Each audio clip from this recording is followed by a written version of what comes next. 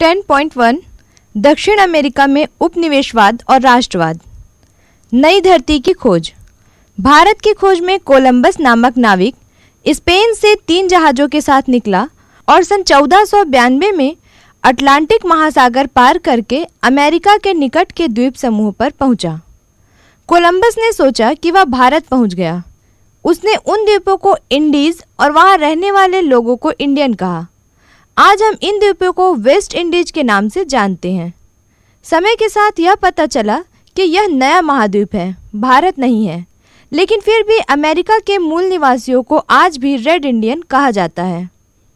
10.1.1 दक्षिण अमेरिका पर कब्जा।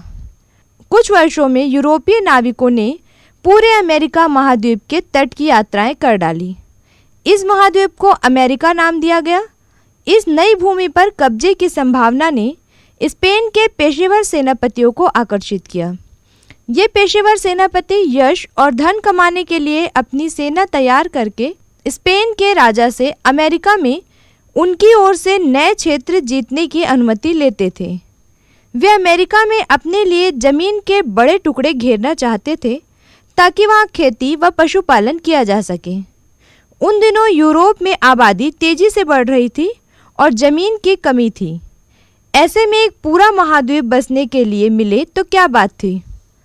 अमेरिका का एक और आकर्षण था। उन दिनों यूरोप में सोना चांदी का अभाव था और यह अफवाह फैली कि अमेरिका में इनके बेशुमार भंडार और खाने हैं। योद्धा और सेनापति सोना चांदी लूटने की आशा में अमेरिका की ओर निकल पड़े। जमीन और सोना चांदी के अलावा इन योद्धाओं के लिए एक और प्रबल प्रेरणा थी।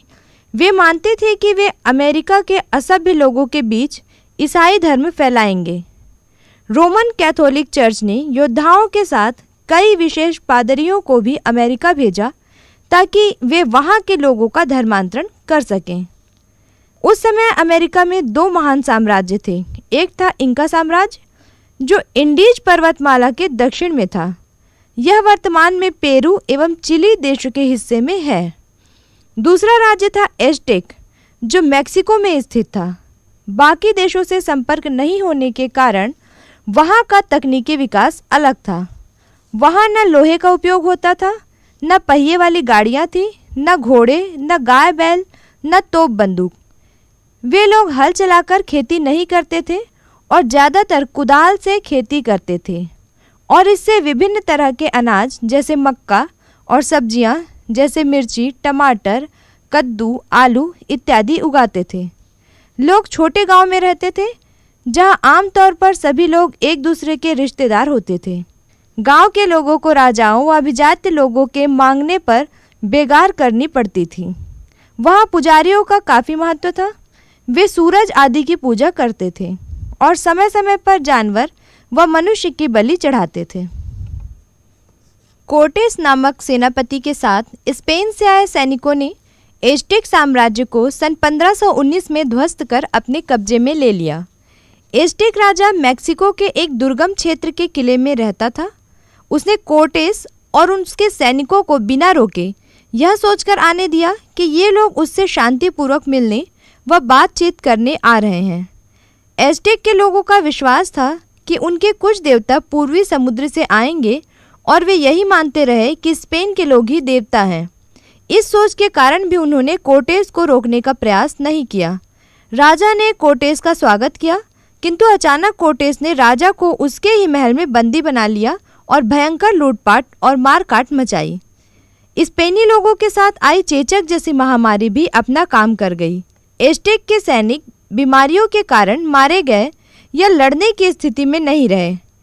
इस युद्ध में कोर्टेस की जीत के कई कारण रहे। स्पेनियों के हथियार, खासकर घोड़े, बंदूकें और तोपें एज़टेक तीरों और भालों से ज़्यादा असरदार थे।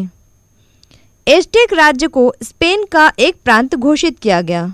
ज़्यादातर नागरिकों को जबरदस्ती ईसाई धर्म में दीक्षित किया गया और उनसे बेगार करवाई जाने लगी। लगभग इसी कहानी को दक्षिण अमेरिका के इंका साम्राज्य की राजधानी में सन 1533 में पिज़ारो द्वारा दोहराया गया। पुर्तगाल के नाविक भी कोलंबस की तरह भटकते हुए ब्राज़ील के तट पर पहुंचे, लेकिन ब्राज़ील प्रदेश में कोई स्थानीय राज्य नहीं था। वहाँ केवल कई शिकारी कबीले रहते थे। पुर्तगालियों ने उस इलाके पर अपना कब्जा जमा लिया और स्पेनियों की ही तरह वहाँ अपने लोगों को बसाकर खेती करने का प्रयास किया।